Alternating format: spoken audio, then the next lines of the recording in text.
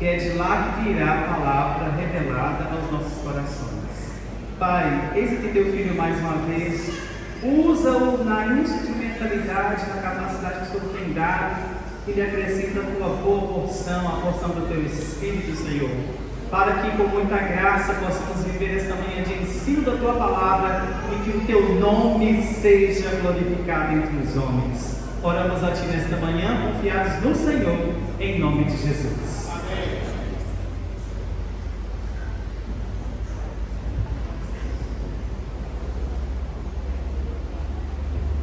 Glória a Deus. Queridos, quero saudar a todos nessa manhã com a graça e a paz do nosso Senhor Jesus.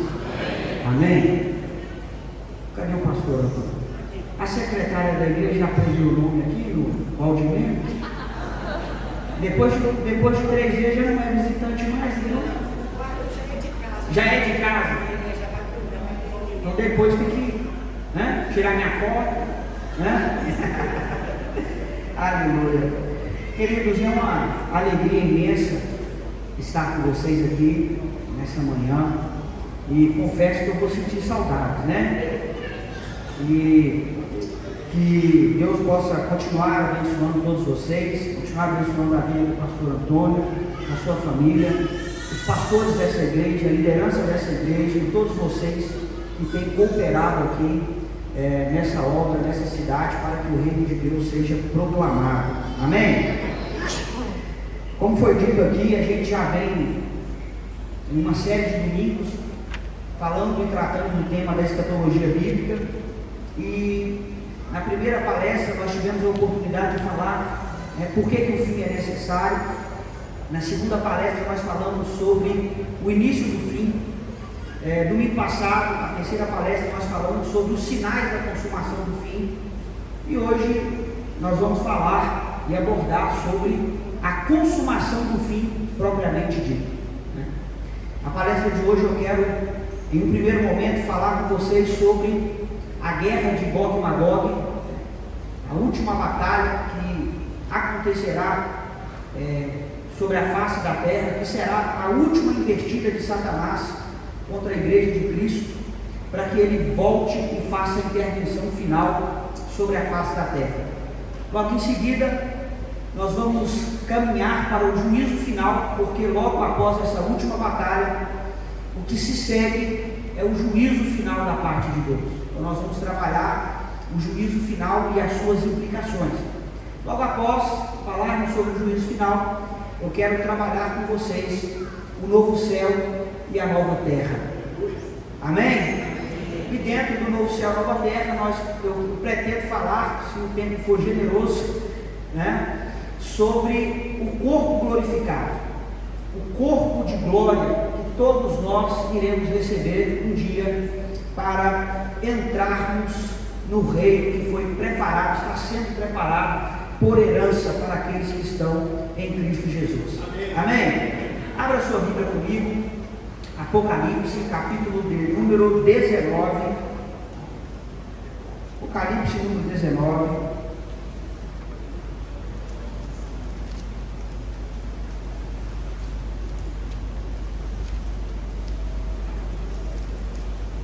Nós vamos ler do verso 11 ao verso de número 21, e logo em seguida nós vamos ler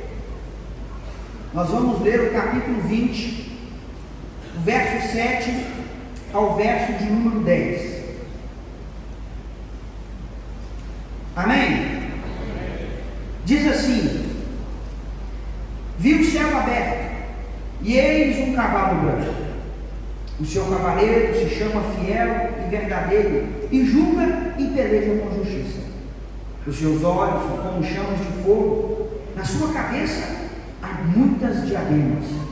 Tem um nome escrito que ninguém conhece, senão ele mesmo. Está vestido com um manto tinto de sangue.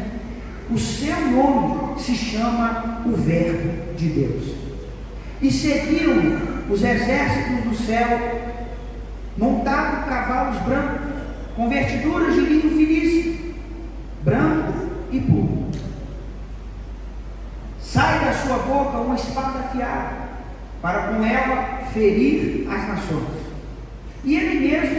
as regerá com cetro de ferro e, pessoalmente, pisa o lagar do vinho do furor da ira do Deus Todo-Poderoso. Tem em seu manto e na sua coxa um nome escrito: Rei dos Reis e Senhor dos Senhores. Então vi um anjo posto em pé no sol e clamou com grande voz, falando a todas as aves que voam pelo céu, dizendo: Vinde, reuni-vos para a grande ceia de Deus, para que comais carnes de reis, carnes de comandantes, carnes de poderosos, carnes de cavalos e cavaleiros, carnes de todos, quer livres, quer escravos, tanto pequenos como grandes. E vi a besta e os reis da terra, com seus exércitos reunidos, congregados para pelejarem contra aquele que estava montado no cavalo e contra o seu exército. Mas a besta foi aprisionada, e com ela o falso profeta que, com sinais feitos diante dela, seduziu aqueles que receberam a marca da besta e eram os adoradores da sua imagem. Os dois foram lançados vivos dentro do lago de fogo que arde com enxofre, e os restantes foram mortos com a espada que saía da boca daquele que estava montado no cavalo. E todas as aves dos céus se fartaram com a sua carne. Capítulo 20, verso de número 7 até o verso 10 diz assim: Quando, porém, se completar os 1000 anos, Satanás será solto da sua prisão e sairá a seduzir as nações que há nos 4 cantos da terra, Gog e Magog, a fim de reuni-las para a peleja.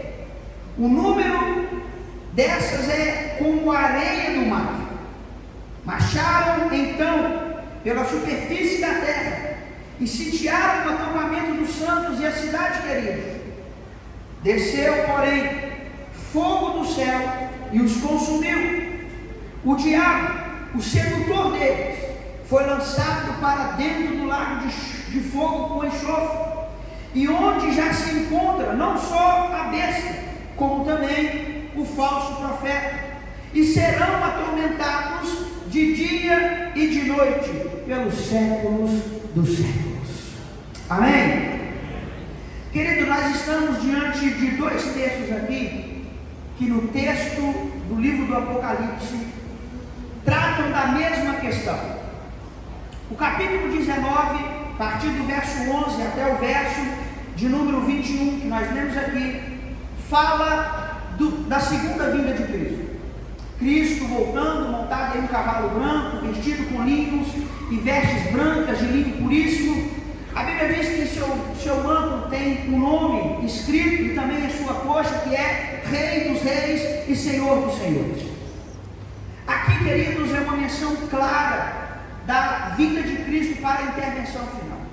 Só que nós vemos no meio dessa intervenção final que será feita na segunda vinda de Cristo, um convite por parte de um anjo que diz às aves do céu: venham para que vocês participem do grande banquete, da grande ceia de Deus. E essa ceia, querido, não é uma ceia que deve ser vista com bons olhos, porque essa ceia que as aves do céu estão sendo convidadas é para comer das carnes dos reis da terra, dos comandantes, dos generais, de todos os grandes e pequenos, de todos os livres e de todos aqueles que são escravos. Estes são aqueles que foram seduzidos por Satanás, seduzidos pela besta que Satanás instrumentalizou, seduzidos pelo engano da segunda besta, que adora a primeira e com sinais engana as pessoas. Aqui, queridos, o que nós vemos é que Satanás reúne um grande exército, reis de toda parte do mundo, para lutar contra os santos de Deus. Eu entendo dentro daquilo que já foi ensinado aqui nos domingos anteriores, que essa batalha que é descrita no capítulo de número 19 do livro do Apocalipse, a partir do verso de número 19 até o verso de número 21, é a última intervenção, é o último assalto que Satanás fará contra a igreja de Cristo sobre a face da terra. Se você tem participado das palestras anteriores, você viu que nós tratamos aqui que há uma possibilidade muito grande de que a igreja passe pela grande tribulação. Nós vimos que, na verdade, a igreja passou por uma grande tribulação, porque grandes tribulações fazem parte dos sinais que precedem a consumação do fim. Nós vimos que esses sinais que precedem a consumação do fim estão estruturados em dor de parto, ou seja, houve uma grande tribulação no passado, e em um intervalo cada vez menor, grandes tribulações voltam a acontecer, só que com intensidade cada vez maior. Creio, queridos, que dentro dessa visão, essa última investida de Satanás, aonde ele vai juntar os reis da terra, será a última das grandes tribulações que a igreja enfrentará. A última oposição que Satanás fará contra a igreja de Cristo sobre a face da terra. E essa última investida de Satanás, ela está ligada diretamente ao capítulo de número 20, do verso 7 ao verso de número 10. A guerra de Gog e Magog, queridos. Por quê? Porque se interpretarmos o capítulo 20 como uma sequência do capítulo 19, nós vamos ter sérios problemas doutrinários e teológicos. Pastor, me dê um exemplo. Veja que no capítulo 19, do verso 19 ao verso 20, há uma grande batalha acontecendo entre aquele que vem montado no cavalo branco e o seu exército, e Satanás, a besta, e os reis da terra e aqueles que receberam a marca da besta. E o que acontece com a besta, o falso profeta, e todos os reis e aqueles que receberam a marca da besta? Eles são mortos e destruídos pela espada que sai da boca daquele que está montado no cavaleiro branco. Se entendermos o capítulo 20 como uma sequência do capítulo 19, nós enfrentaremos o seguinte problema: quem é as nações que no capítulo de número 20, verso 7 ao verso 10, Satanás reúne para fazer a rebelião final contra Cristo? Uma vez que o milênio começa no capítulo 20, queridos, e Cristo começa a reinar com a igreja, quem são essas nações que Satanás engana no final do milênio? Porque todas as nações ímpias, no capítulo 19, verso 21, foram exterminadas. Então, dentro da linha dispensacionalista, pré-tribulacionista, querido, a igreja entraria, admitindo que o milênio seria literal, a igreja entra para reinar o milênio com Cristo, somente ela, com o corpo glorificado, porque na linha pré-dispensacionalista, a igreja estava na bodas do Cordeiro e volta para fazer essa intervenção junto com Cristo. Então não resta ninguém para reinar a não ser a igreja com Cristo. E a pergunta que se faz é: quem são essas nações que Satanás engana no final do milênio? Então, queridos, essa linha pré-tribulacionista, dispensacionalista, ela tem sérios problemas doutrinários e teológicos. O capítulo 20, ele deve ser interpretado, queridos, da seguinte forma. Nós vimos aqui, pelo menos aqueles que estavam aqui, nas outras palestras que eu ministrei, que dentro da literatura apocalíptica existe um negócio que nós chamamos de interlúdio. Quem lembra? Lembra? O interlúdio. O que é o interlúdio? O autor, ele está tecendo, ele está escrevendo, ele está falando de um assunto, só que ele para, ele interrompe esse assunto e faz um interlúdio, ou seja, ele abre um parêntese e ele trata de um outro assunto e fecha esse assunto e depois retoma aquilo que ele estava falando. Então o capítulo 20 não deve ser visto como uma sequência do capítulo 19, porque no plano de expressão, ou seja, na forma como o conteúdo do Apocalipse está organizado, e eu já mostrei isso aqui em outras palestras, o capítulo 20 é um interlúdio, um parêntese, que não deve ser interpretado como uma sequência do capítulo 19. Então, queridos, a batalha do capítulo 19, versos 19 e 21, verso 7 ao verso 10, que eu quero ler com você aqui agora. Acompanhe comigo. O que diz? Nós já lemos, né? Nós já lemos, né? Achei que eu não tinha lido, não. Olha para você ver, coisa interessante, certo? Então, o que está acontecendo aqui, queridos? A mesma batalha está sendo descrita aqui. Só que, aqui no capítulo 20, algo me chama a atenção. Por quê? Porque João, ele diz que essa última batalha, essa última investida de Satanás contra a igreja de Cristo sobre a face da terra, aonde ele vai reunir e seduzir as nações nos 4 cantos, ele chama essa investida de Gog e Magog, certo? Essa guerra de Gog e Magog, queridos, se você é um leitor assíduo das Escrituras, você sabe que essa guerra de Gog e Magog, ela já aconteceu. Essa guerra de Gog e Magog, ela está escrita, vá comigo, para o livro de Ezequiel, queridos. Ezequiel, profeta Ezequiel, capítulo de número 38. De número 38. Essa batalha é uma batalha que já aconteceu no Antigo Testamento.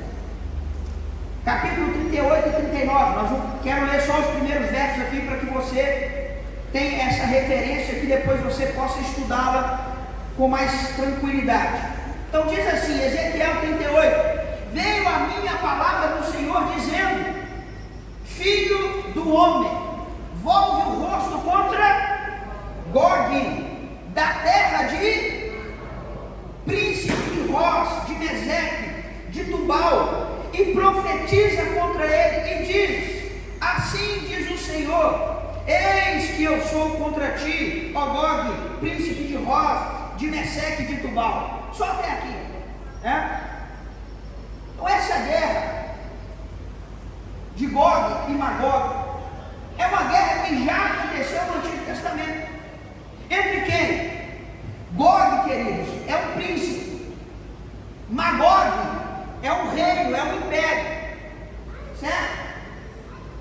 Pela descrição aqui, né? Pela descrição que diz que esse príncipe de Gog é príncipe de Roz também, é príncipe de Meseque e também é príncipe de Tubal. Alguns historiadores, como Flávio José, acreditam que Gog seja um príncipe da Síria. Príncipe da Síria. Mas independente se a gente consegue afirmar isso ou não, o que fica claro e com bastante precisão a gente pode afirmar é que seja quem for Gog, e seja qual for a terra de Magog, qual reino, né, Magog representa aqui, essa foi uma guerra que já aconteceu no Antigo Testamento, certo? João usa, preste atenção, João usa como símbolo da última grande investida de Satanás contra a igreja, a guerra de Gog e Magog.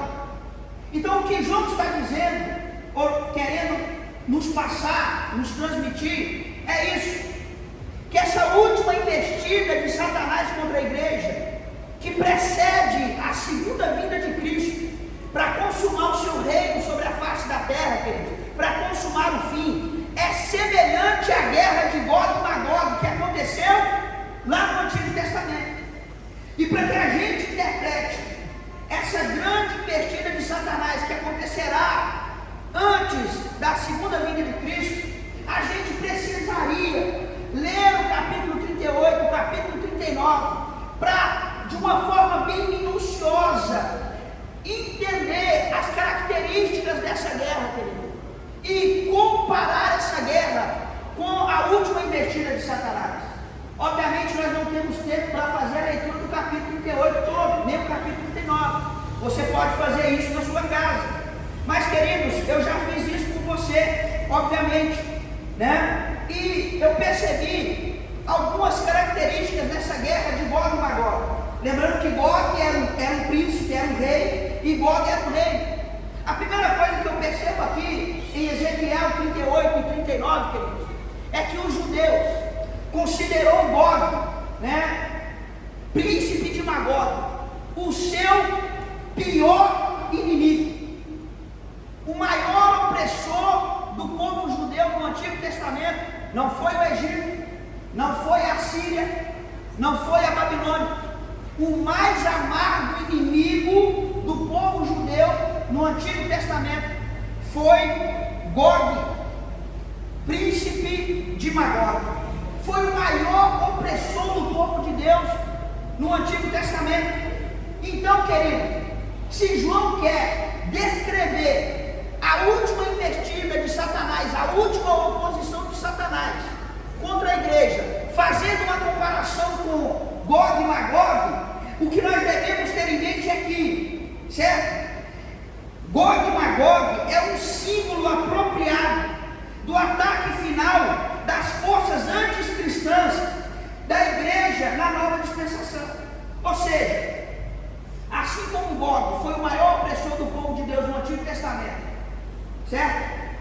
E promoveu a maior de todas e mais amargas tribulações e opressão contra o povo de Israel, assim também será a última investida de Satanás contra a igreja. Será como Gog e Magog. Ele fará a última, queridos, oposição à igreja de Cristo. E essa última oposição será, queridos, de uma forma que nunca houve, que a igreja nunca passou sobre a face da terra. Será a pior de todas as tribulações que a igreja já enfrentou, desde a era cristã, desde a era dos mártires, até os dias de hoje e até a volta de Cristo.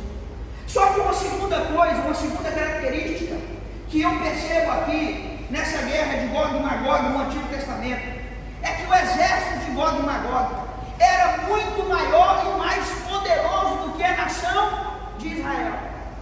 E isso é um símbolo, querido, apropriado para falar da oposição mundial que a igreja sofrerá instantes antes da segunda vinda de Cristo.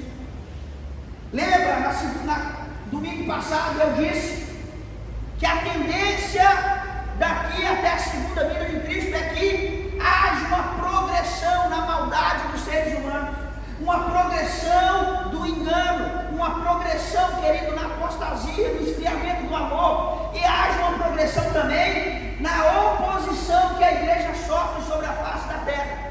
A igreja de Cristo, queridos, sofreu, sofre e sofrerá oposições ideológicas e também físicas, tá? E instantes antes da volta de Cristo, essa oposição, queridos, não só será como Gog e Magog fez com Israel, mas haverá uma oposição mundial contra a igreja.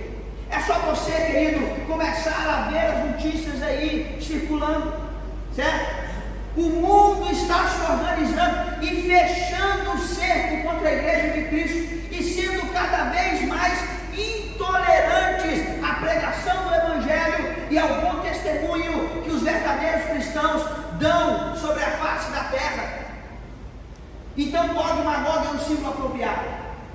É um exército mais numeroso, por isso simboliza e é um símbolo apropriado da oposição universal que a igreja sofrerá instantes antes da segunda vinda. Uma terceira coisa que eu observo na guerra de Gog e Magog e Ezequiel, queridos, é que essa guerra não durou muito tempo. Foi uma guerra que durou um breve período, certo? Mesmo a nação de Gog e Magog sendo maior, mais numerosa do que o povo de Israel, o povo de Israel, queridos, não teve que suportar Gog e Magog por um grande período. Foi um curto período. Por isso, essa descrição do Apocalipse, querido, essa comparação é apropriada para João nos dizer que ainda que severa a tribulação que a igreja passará, instantes antes da segunda vinda de Cristo, essa grande tribulação, essa severa tribulação, querido, será por um breve período. Ela não vai durar muito tempo. Por quê? Porque isso tem a ver com a quarta característica.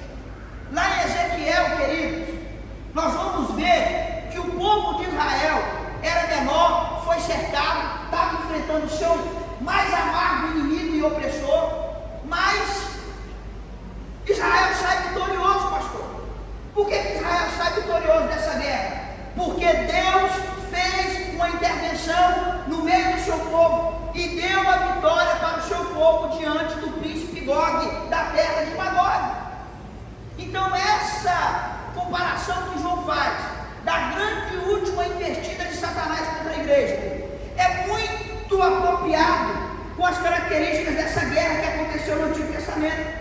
Por quê? Olha para você ver, esse último assalto de Satanás contra suas hortas, e suas hortas, contra a igreja, será, primeiro, a maior de todas as opressões e oposições que a igreja já sofreu. Segundo, a igreja sofrerá esse ataque de uma forma universal, global. Isso será em todo o mundo, em todo o canto da terra, certo? Terceiro, essa grande e última oposição, queridos, que será universal, vai durar pouco tempo. Por quê? Porque Jesus vai vir para fazer a intervenção final. É nesse momento que ele vem montado no cavalo branco, certo? Quando os reis da terra estiverem reunidos para cercar o arraial dos santos, para oprimir a igreja, para silenciar a igreja, que Jesus aparece nos ares para fazer a intervenção final e livrar a sua igreja. Por isso João faz esse paralelo, queridos, da grande e última tribulação, da grande e última batalha, com a guerra de Gog e Magog, certo? Isso é o que João quer nos dizer aqui. Por isso ele traça esse paralelo, certo? É justamente nesse momento que o nosso Cristo romperá nos ares, quando a dor, querido, da contração, da grande tribulação estiver no auge, quando o poder do anticristo estiver no auge, perseguindo, oprimindo a igreja, o poder do anticristo e dos seus exércitos será abatido por aquele que vem montado num cavalo branco, queridos, e com a espada que sai da sua boca ele vai destruir, ou seja, pelo poder da sua palavra, ele vai destruir os opositores da igreja, os inimigos da igreja, queridos, e vai dar à igreja perseguida, a igreja que estava sofrendo oposição, a vitória. A vitória. Então essa guerra não irá acontecer, essa guerra de Gog e Magog já aconteceu. O que João está ensinando é que a última investida de Satanás será como essa guerra que houve no Antigo Testamento de Gog e Magog, com essas 4 descrições, com essas 4 características que eu acabei de falar. Após a intervenção final de Deus, após Jesus voltar, querido, e livrar a sua igreja dessa breve, mas grande opressão e tribulação que Satanás promoverá, o que se segue a partir daí? O que se segue? Apocalipse, capítulo 20. Vamos voltar lá para Apocalipse, capítulo 20.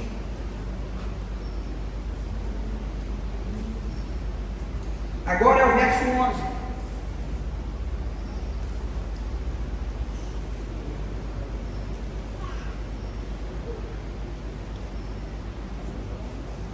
Diz assim o texto: vi um grande trono branco e aquele que nele se assenta, de cuja presença fugiram a terra e o céu, e não se achou lugar para eles. Vi também os mortos, os grandes e os pequenos, postos em pé diante do trono. Então se abriram os livros. Ainda outro livro, o livro da vida, foi aberto, e os mortos foram julgados segundo as suas, conforme o que se achava escrito nos livros. Deu o mar os mortos que nele estavam. A morte e o além, o inferno, entregaram os mortos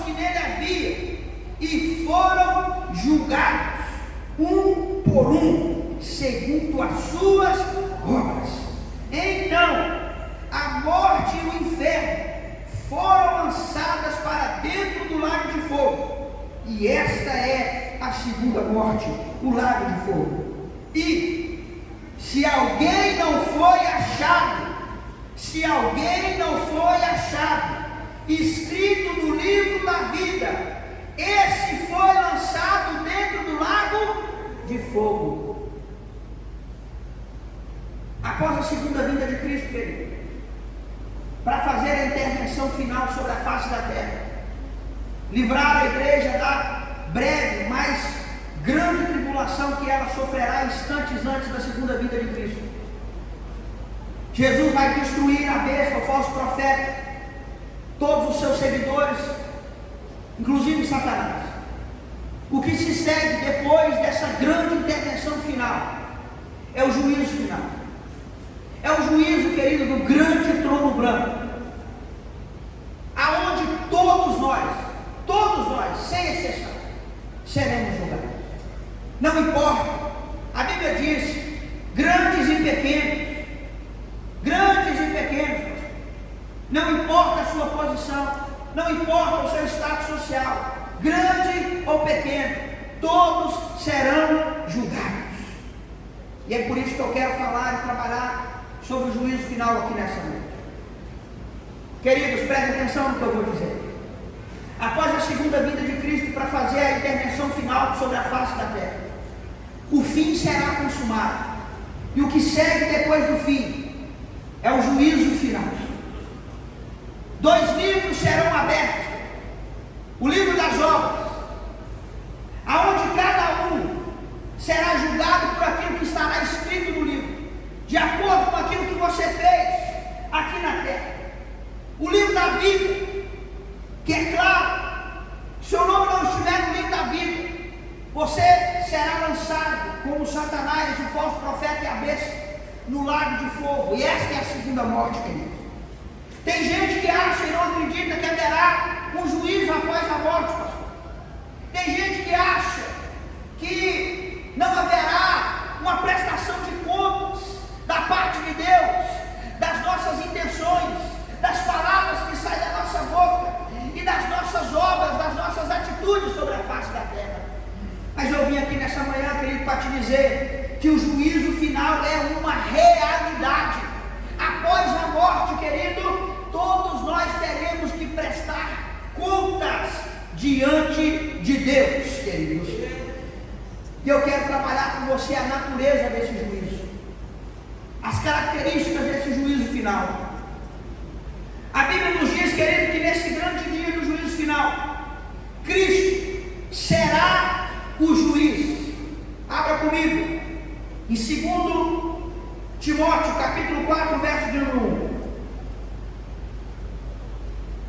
2 Timóteo, capítulo 4, verso 1. O texto diz assim: conjuro-te perante Deus e de Cristo Jesus, que há de julgar vivos e mortos pela sua manifestação e pelo seu reino. Abra comigo Atos dos Apóstolos, capítulo 10, verso 42. Atos, capítulo 10, verso 42. Diz assim, queridos: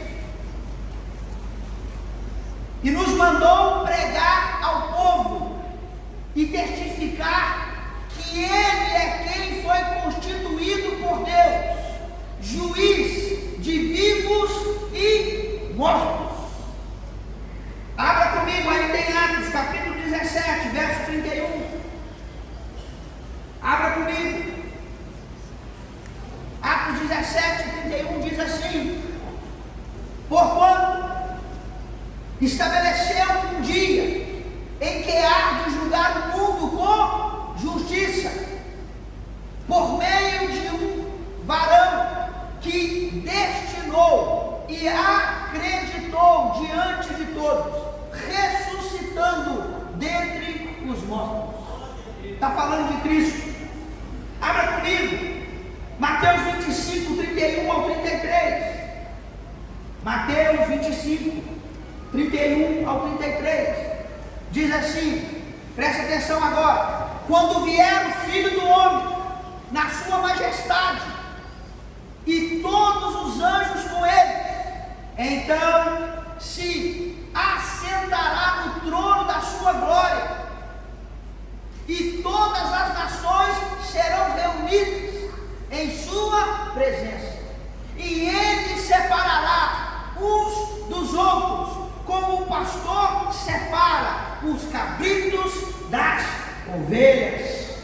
Abra comigo, Evangelho de João, capítulo 5, verso 26. Olha o que diz: porque assim como o Pai tem vida em si mesmo, também concedeu ao Filho ter vida em si mesmo. O juízo final, queridos, preste atenção, é uma realidade. O juiz será Cristo, o nosso Senhor. A Ele foi dado o direito e a Ele foi reservado o dever de julgar vivos e mortos. Ele será o juiz. Ele será o juiz. Pastor, quem será julgado? Quem serão julgados? Primeiro, serão julgados os descrentes, os ímpios, aqueles que rejeitaram Cristo como seu Salvador, aqueles que foram seduzidos, enganados pela besta e o falso profeta, aqueles que viveram uma vida, querido, devassa sobre a face da terra, viveram na imoralidade, na idolatria que esse mundo proporciona. Apocalipse capítulo 20, nós vemos no verso 12 e no verso 13, que todos aqueles que aceitaram a marca da besta, que seguiram ela, que não foram achados escritos no livro da vida, foram julgados. Abre comigo, queridos, em Romanos capítulo 2, verso 5. Romanos capítulo 2, verso 5. Diz assim: mas, segundo a dureza e coração impenitente, acumulas contra ti mesmo ira, para o dia da ira e da revelação do justo juízo de Deus. Os ímpios serão julgados. Preste atenção, no julgamento, querido, dos ímpios, haverá graus de punição. Sim, haverá graus de punição. Abre comigo, Evangelho de Mateus, capítulo 11, verso 22. Mateus capítulo 11, verso 22 diz assim, isso é Jesus falando: e contudo, vos digo, no dia do juízo, haverá menos rigor para Tiro e Sidom do que para vós outros. Haverá menos rigor para Tiro e Sidom. Tiro e Sidom serão julgados e condenados, mas haverá menos rigor. Que rigor é esse, querido? Que grau de punição é essa? A Bíblia não fala, mas ela deixa claro que haverá graus de punição. Lucas capítulo 20, verso 47, abra comigo. Lucas capítulo 20, verso 47. Diz assim: os quais devoram as casas das viúvas e, para justificar, fazem longas orações. Estes sofrerão juízo muito mais severo. Presta atenção, Jesus está falando isso para quem aqui? Para os fariseus, os saduceus, hipócritas, religiosos, viviam de aparência, tinham aparência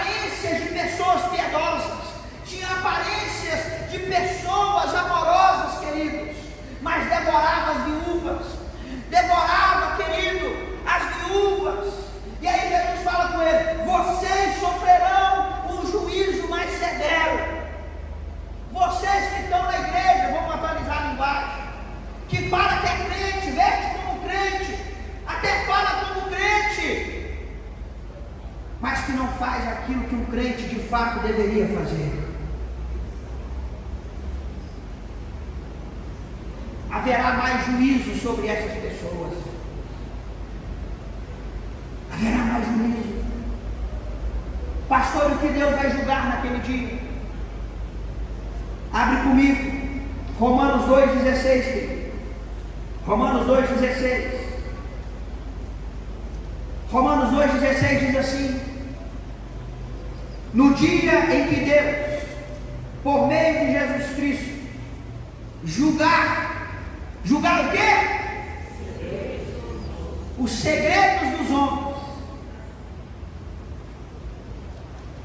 de conformidade com o meu Evangelho.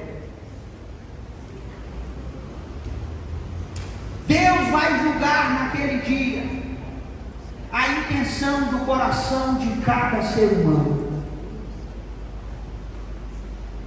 A intenção de cada ser humano será julgada naquele dia. Não importa se você verbalizou, se você fez, a intenção do seu coração será julgada naquele dia. Segundo, abre comigo, Eclesiastes 12:14.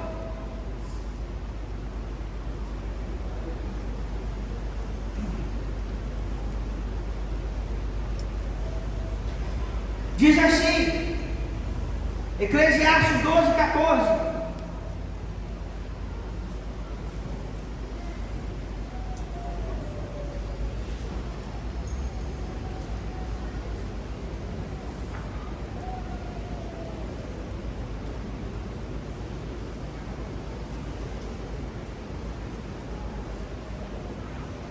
Porque Deus há de trazer a juízo todas as suas, até as que estão escondidas, quer sejam boas, quer sejam, naquele grande dia, querido, a intenção do seu coração será julgada. Cada obra que você praticou sobre a face da terra será julgada. Seja as obras boas, até aquelas que ninguém sabe, será julgada. Mas também será julgada aquela obra má que você fez.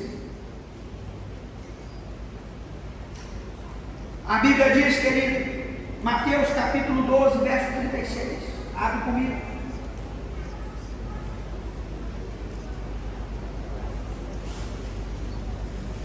Mateus 12:36 diz: digo-vos que toda palavra frívola, algumas traduções diz ociosa, que forem proferida os homens, ou que saírem da boca dos homens, dela darão conta no dia do...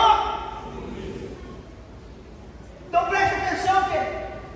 No grande dia do juízo final, Cristo será o juiz, porque esse direito foi dado a ele. Primeiro, os ímpios serão julgados, aqueles que não foram achados escritos no livro da vida. O que será julgado? A intenção do seu coração, cada palavra que sai da sua boca, cada obra que você praticou sobre a face da terra, será, querido, requerido de você, e você terá que prestar contas diante de Deus. E haverá graus de punição. Quem mais será julgado naquele grande dia? Abra comigo, Romanos, capítulo 14, verso 10 e verso 12. Romanos.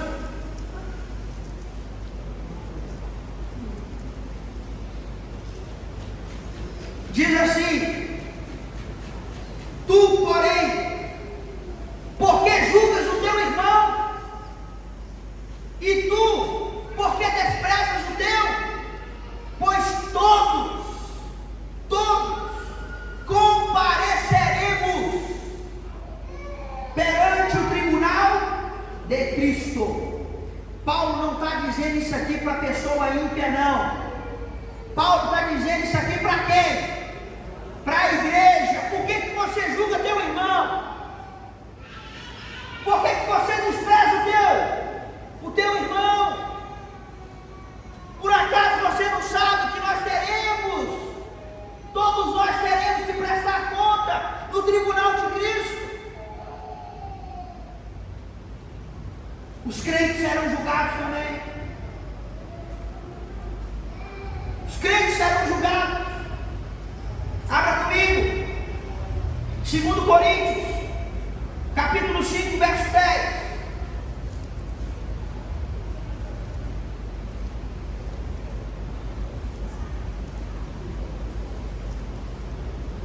Diz assim: porque importa que todos nós compareçamos perante o tribunal de Cristo, para que cada um receba segundo o bem ou o mal que tiver feito por meio do corpo. Nós seremos julgados. Nós teremos que comparecer diante do tribunal de Cristo. Nós também teremos que prestar contas. Só que tem uma diferença. Tem uma diferença. Que diferença é essa, pastor? Abra comigo. Romanos capítulo 8, verso 1. Olha o que Paulo diz. Agora, pois, nenhuma há para aqueles que estão em Cristo Jesus.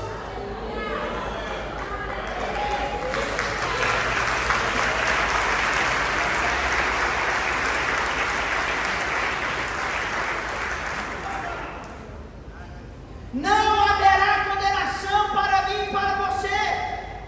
Não haverá condenação para aqueles que estão em Cristo Jesus. Mesmo Paulo sendo falho, pecador, às vezes julgando o outro, às vezes errando, querido, mas sempre tentando acertar e crescer a imagem e semelhança de Cristo. Jesus já pagou todos os meus pecados, queridos, e já lançou no mar do esquecimento. E se eu estou verdadeiramente nele, naquele grande dia do juízo final, onde eu tiver que comparecer diante do tribunal de Cristo, eu não serei condenado, mas eu serei absolvido. Todos nós. E aí é o seguinte, pastor, mas espera lá, Deus vai julgar as minhas obras, não vai, pastor? Vai. Se eu julgo meu irmão, se eu falo mal dele, Deus vai julgar. Vai. Mas eu não vou ser condenado, né, pastor? Não. Ah, mas está tranquilo. Não está tranquilo, não. Sabe por que não está tranquilo? Volta comigo lá para o texto. Volta comigo lá para o texto de 1 Coríntios 3. Vamos ler do 12 ao 15. Eu vou te mostrar por que não está tranquilo. Diz assim, ó.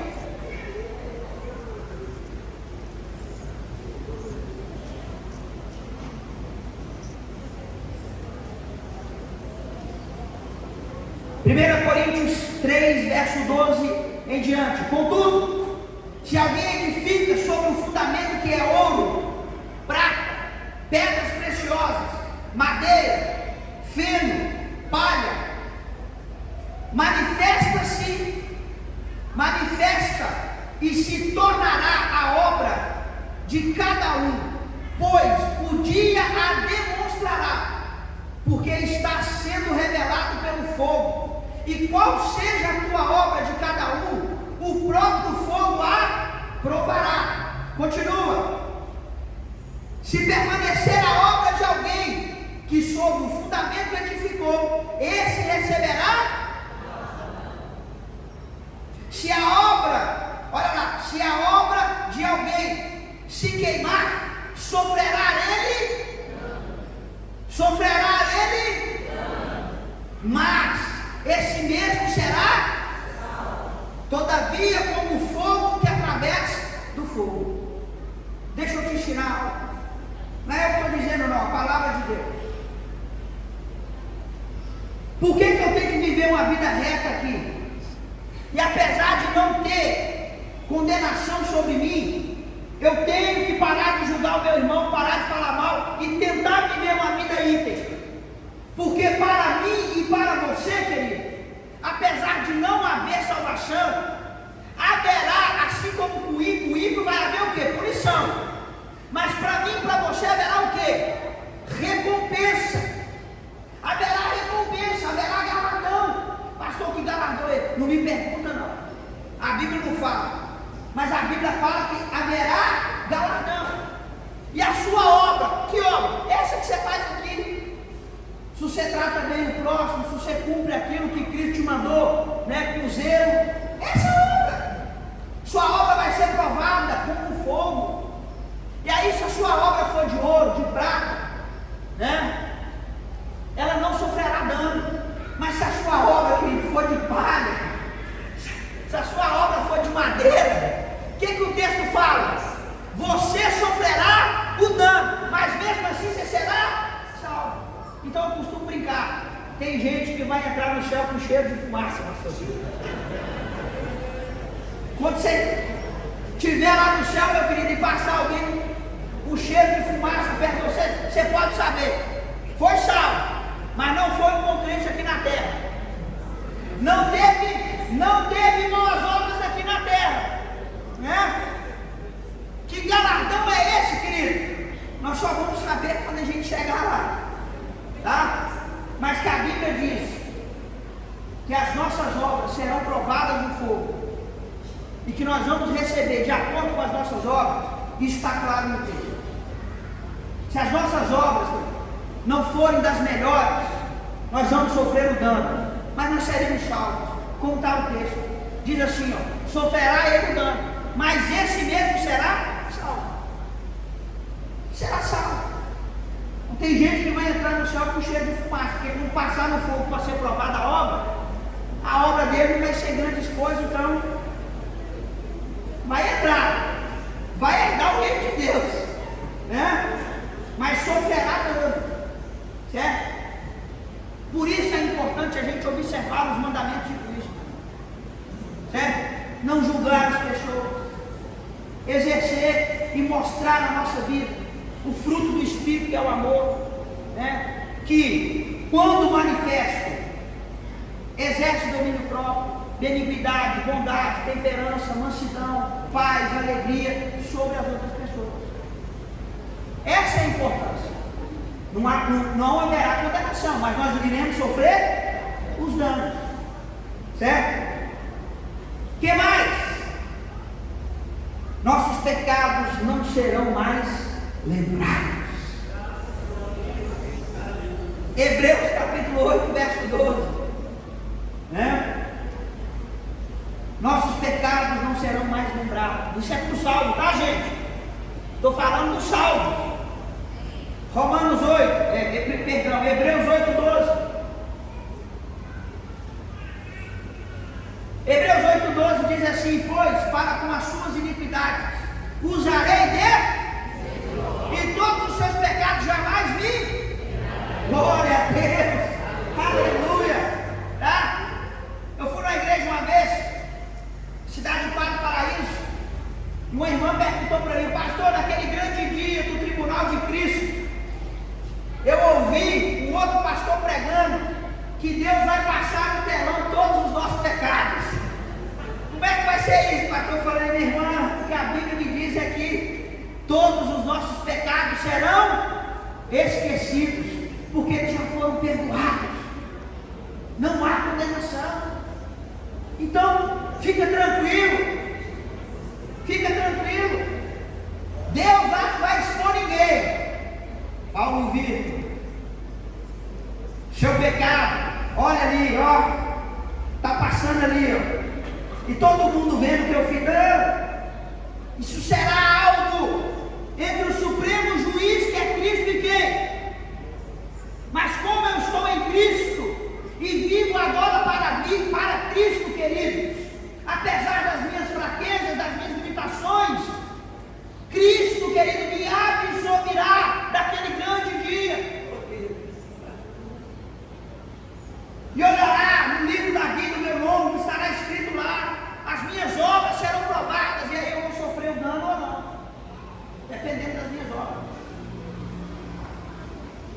Você que peca escondido aí, né, pastor? Acha que Deus não está vendo não, viu? Deus, Ele está anotando o seu pecado. Você não vai ser condenado, mas você vai sofrer o dano. Então quando você vê alguém lá no céu cheirando fumaça, você pode saber, esse camarada se converteu de verdade, mas ele não foi muito firme no evangelho não. Né? Continuando, nós temos pouco tempo. Quem mais será julgado, queridos? Vamos lá. 2 Pedro 2,4. 2 Pedro 2,4. 2 Pedro 2,4 diz assim: ora, se Deus não poupou os anjos quando pecaram, antes, precipitando-os no inferno, os entregou ao abismo de trevas, reservando-os para o juízo. Então os anjos serão julgados. Os anjos serão julgados. Satanás e suas hordas, queridos, serão julgados. Com certeza. Abre comigo, 1 Pedro 1,17.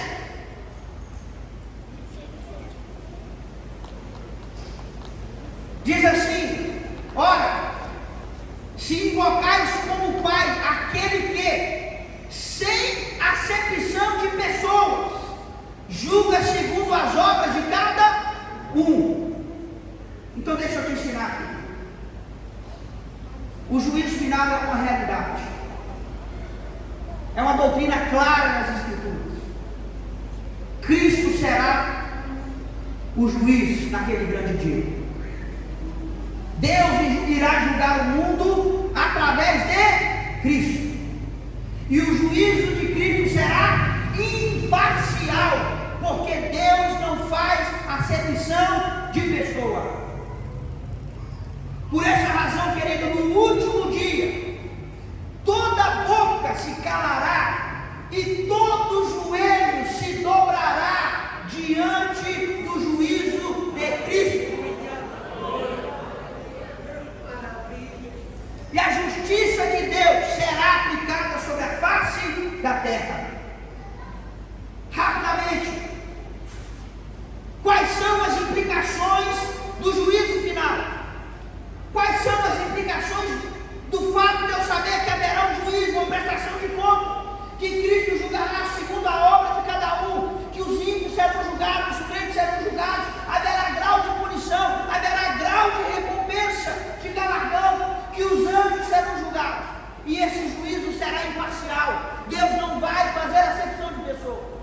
Quais são as implicações disso? Primeiro, o fato de eu saber que todos nós um dia teremos que prestar contas diante de Deus, até aquilo que Satanás faz dos seus anjos, deve, presta atenção no que eu vou dizer, satisfazer o meu senso interior de justiça no mundo. Vou repetir. Deve satisfazer o meu senso interior de justiça no mundo. Vou dar um exemplo.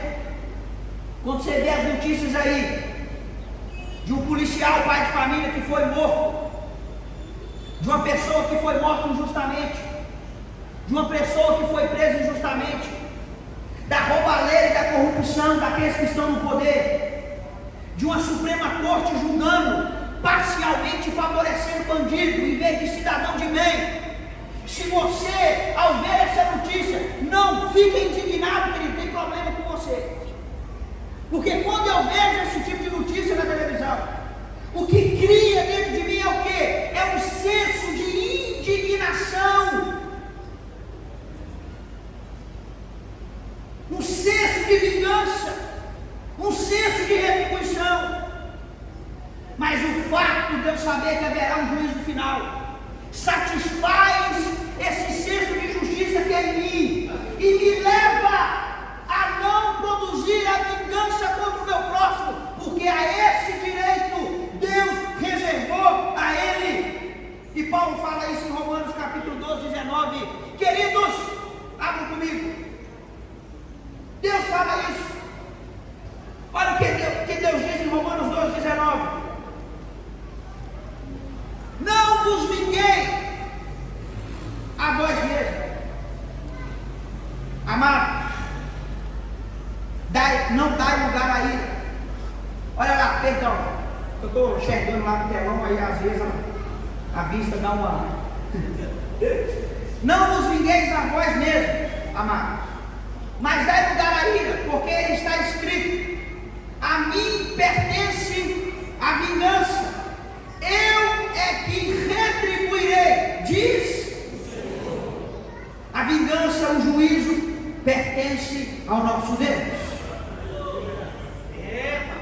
Esse direito é dele. Por mais que eu tenha desejo de retribuir, de vingar, por mais que no meu coração eu quero que aqueles que estão no poder, aqueles que julgam com parcialidade, aqueles que favorecem bandidos e não cidadão do bem, causam sim indignação em mim, eu sei, querido, eu sei que daquele grande dia ele não vai escapar. E o que eu devo fazer é orar para essa pessoa, não é desejar o mal dele, a morte dele, porque eu sei que haverá uma prestação de contas. Segundo, nossa, essa aqui dói lá na alma. O fato de eu saber que haverá um juízo final, que todos nós prestaremos conta diante de Deus, não só deve satisfazer o meu senso interior de justiça, como deve me capacitar a perdoar aquele que me ofende livremente.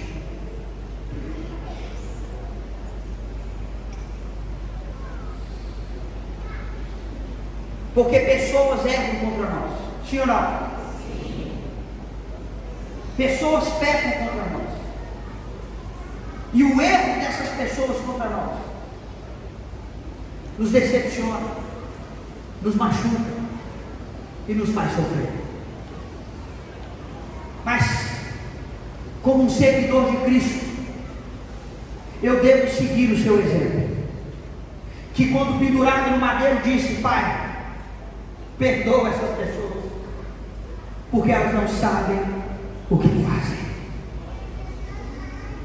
O fato de você saber que haverá um juízo final deve te levar a perdoar o outro. Primeiro, a não retribuir. Segundo, a perdoar, porque esse é o exemplo que Cristo te deu. Esse é o exemplo que Cristo nos deu.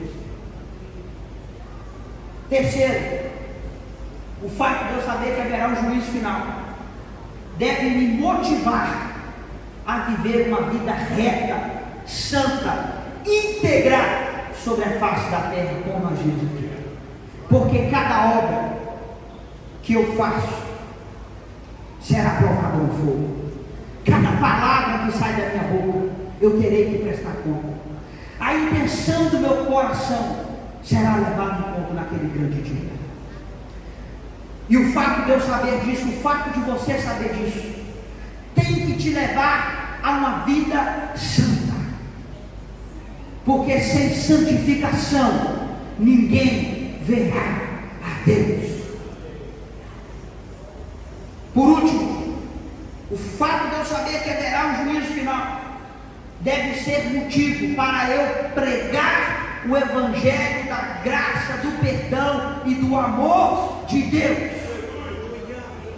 para que por meio dessa evangelização, queridos, o inferno seja saqueado e pessoas sejam libertas e tenham o seu nome escrito no livro da vida, assim como eu e você tem. Glória a Deus, glória a Deus, aleluia. Essas são as implicações do juízo. Amém? O pastor, quanto tempo eu tenho ainda? Todo tempo? O que se segue após o juízo, querido? Após o juízo, para uns, a condenação e a punição eterna, o lago de fogo que não se apaga, que a fumaça sobe para sempre,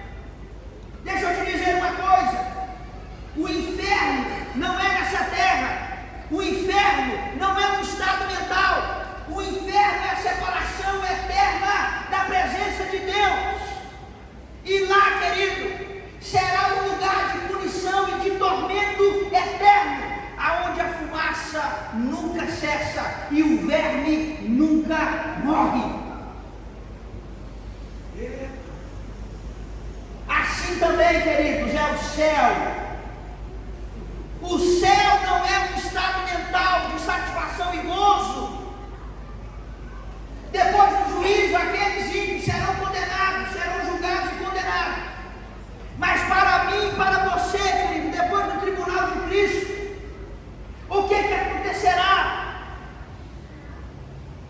Para mim e para você, querido, vai se cumprir aquilo que Mateus 25:34 diz, abra comigo. Após sermos julgados e cada um receber o seu galardão, olha o que vai se cumprir. Jesus vai virar para você, querido, e vai dizer: então dirá o rei ao que estiverem à sua direita: vinde, vinde, benditos do meu Pai, vinde, entrai pela porta na posse do reino que vos foi e está preparado antes da fundação do mundo. Aleluia!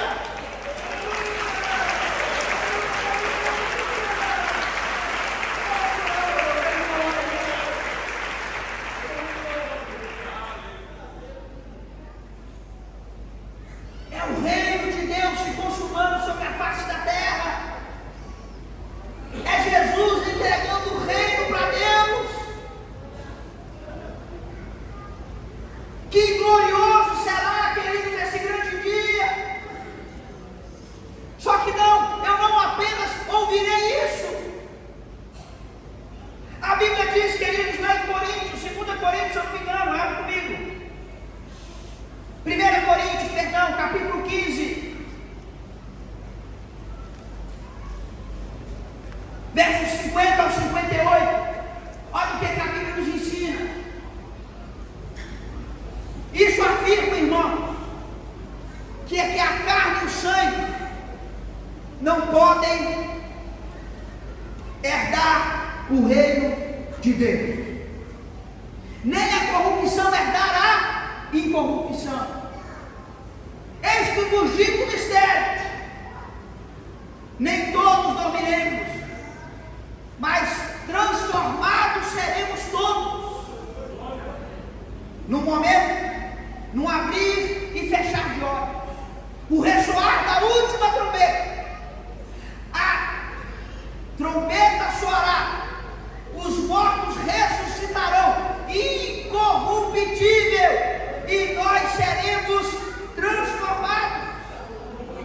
Porque é necessário que este corpo corruptível se revista da incorruptibilidade, e que o corpo mortal se revista da imortalidade. Aleluia! Ele continua: e quando este corpo corruptível se revestir da incorruptibilidade, e é o que é mortal se revestir da imortalidade, então se cumprirá a palavra que está escrita: tragada foi a morte pela vitória. Antes de receber, querido, a herança do reino de Deus, o novo céu e a nova terra que Deus tem preparado para mim e para você, esse corpo de carne e sangue será semeado, querido, e será ressurreto com um corpo de glória, um corpo que não vai perecer, um corpo que não vai enfraquecer, um corpo que não vai padecer, querido, pelo tempo e se submeterá à velhice. Não, querido, nós teremos um corpo de glória, um corpo glorificado, um corpo espiritual, para vivermos na presença de Deus por toda a eternidade. Aleluia! Essa é a nossa esperança, querido. Essa é a nossa esperança. É para isso que nós servimos a Deus aqui. Nós estamos aqui, mas nós não somos daqui. Nós fomos chamados para ser cidadãos e cidadãs do reino de Deus. Um reino cuja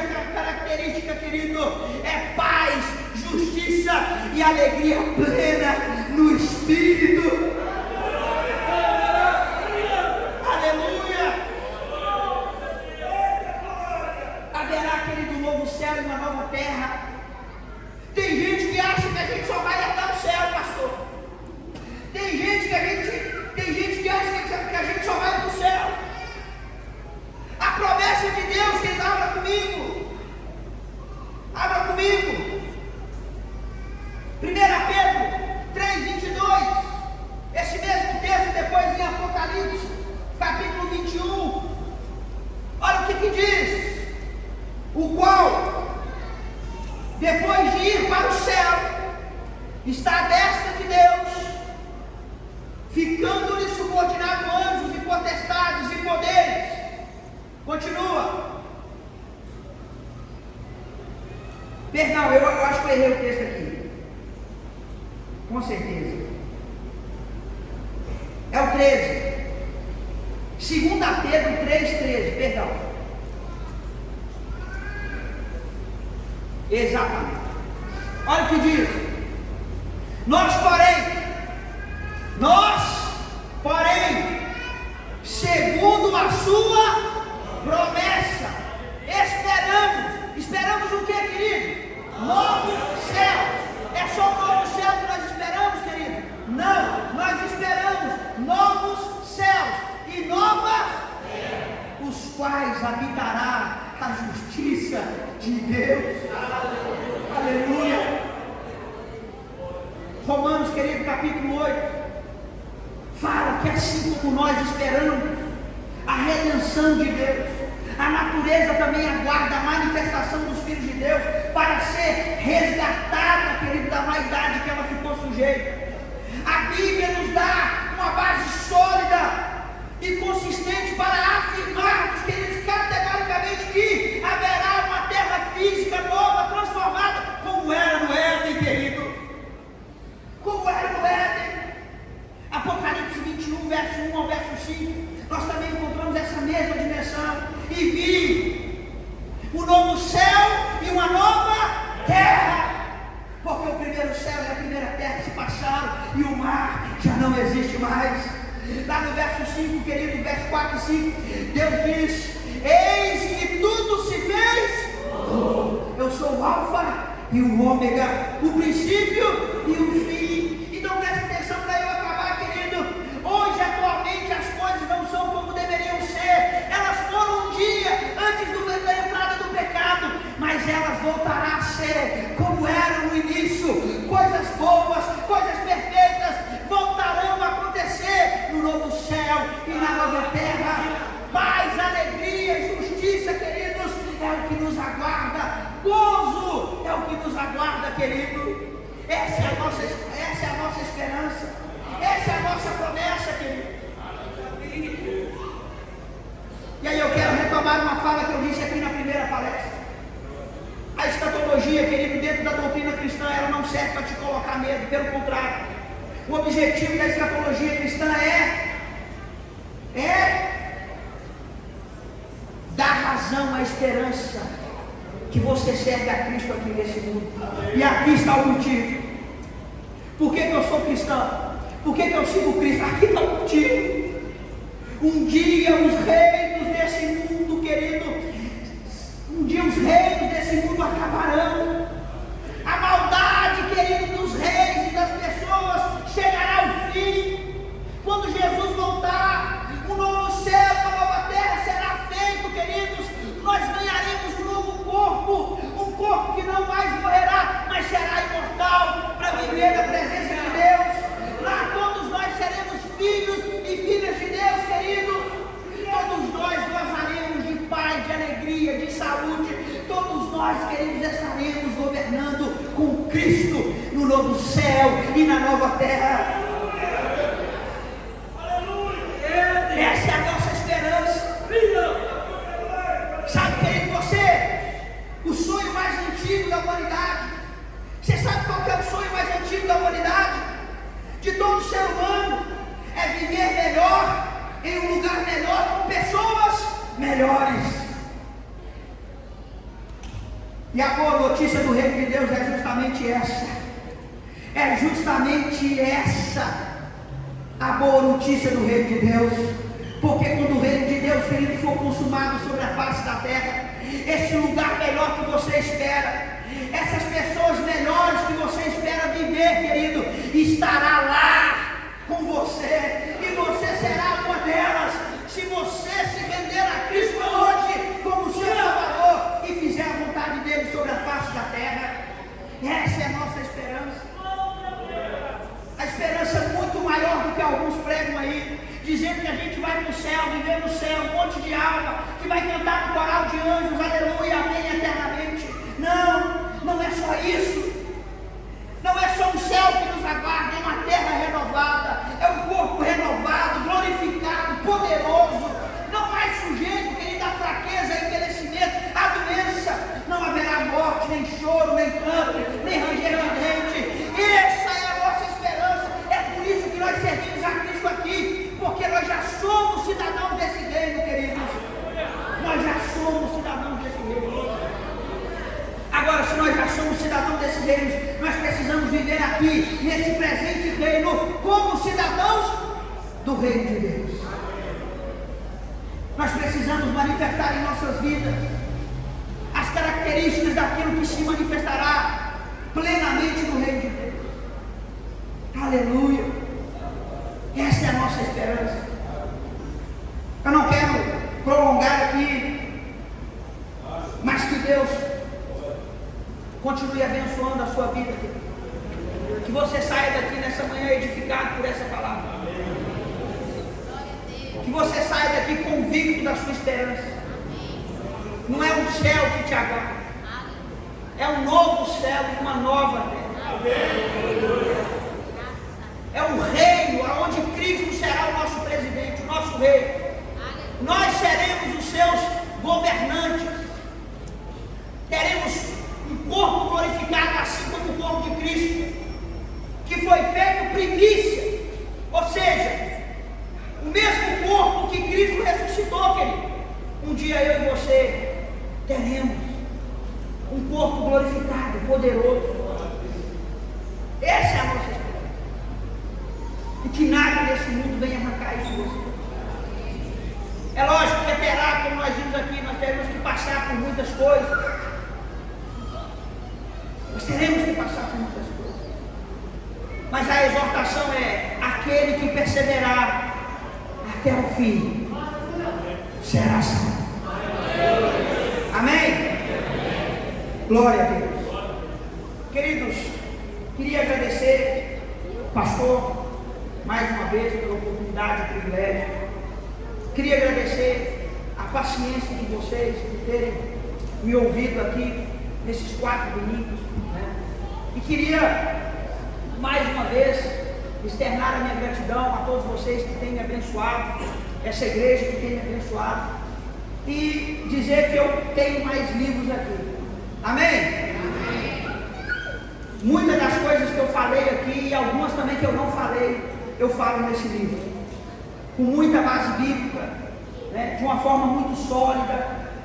Se você que puder, querido, me abençoar, né? Procura lá atrás, adquira um livro. Você pode passar no Pix, no cartão de crédito, no cartão de débito, o que ficar melhor para você. Se você quiser anotar seu nome ali para mandar o Pix depois, também não tem problema também não.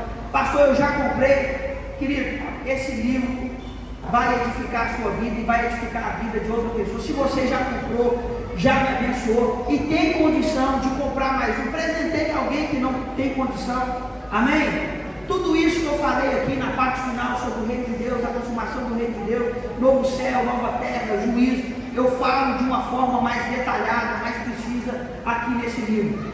O reino de Deus, a esperança escatológica da igreja. Amém? Vamos orar? Fique de pé.